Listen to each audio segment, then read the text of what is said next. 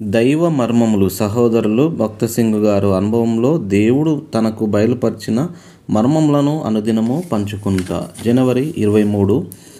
సంపూర్ణ నిశ్చయత కలిగి యథార్థమైన హృదయంతో మనము దేవుని సన్నిధానమునకు చేరుదము. ఎబ్రీలకు రాసిన పత్రిక 10వ అధ్యాయము 22వ. మందసము యేసుక్రీస్తు ప్రభునకు గుర్తుగానున్నది. ఆ మందసము చివరికి దాని స్థలమునకు వచ్చినప్పుడు మనం గొప్ప సంతోషంతో నింపబడదుము. యేసుక్రీస్తు ప్రభువునకు మీ హృదయంలోను, మీ ఇంటిలోను, మీ సంఘ క్రమంలోను సరైన స్థానమును ఇవ్వవలను. ఆ రీతిగా నున్నప్పుడే గొప్ప సంతోషం ఎక్కువగా ఉండును.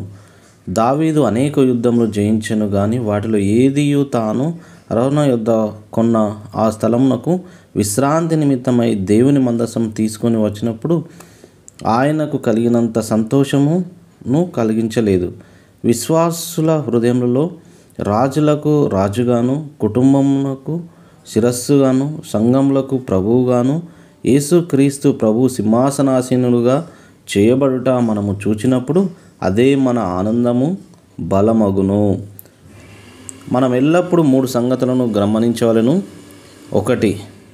నీ వ్యక్తిగత జీవితమునకు యేసుక్రీస్తు ప్రభువునే శిరస్సుగా నుండవలెను. 2. నీ కుటుంబమునకు శిరస్సుగా నుండవలెను. 3. నీవు ఏ సమాజంలో సభ్యునిగా నున్నావో ఆ సమాజమునకు ఆయనే శిరస్సుగా నుండవలెను. అది ఎప్పుడు వాస్తవమగునో అప్పుడే నీవు దేవుని మందసమును దాని శిరస్సైన విశ్రాంతి స్థలమునకు తెచ్చిన వ్యక్తి వగ్దువు.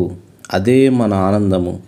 కానీ ఇది ఆ ఆనందమునకు ప్రారంభము మాత్రమే. యెహోవా యందలి ఆనందము నీకు నిజముగా బలమై ఉన్నదని చెప్పగలవా? దేవుని హృదయమును నీవు అంతకంతకు ఎక్కువగా గ్రహించగలుగుచున్నందున నీ ఆనందము అధికమగుచున్నదని నీవు చెప్పగలవా? దైవ మర్మములు.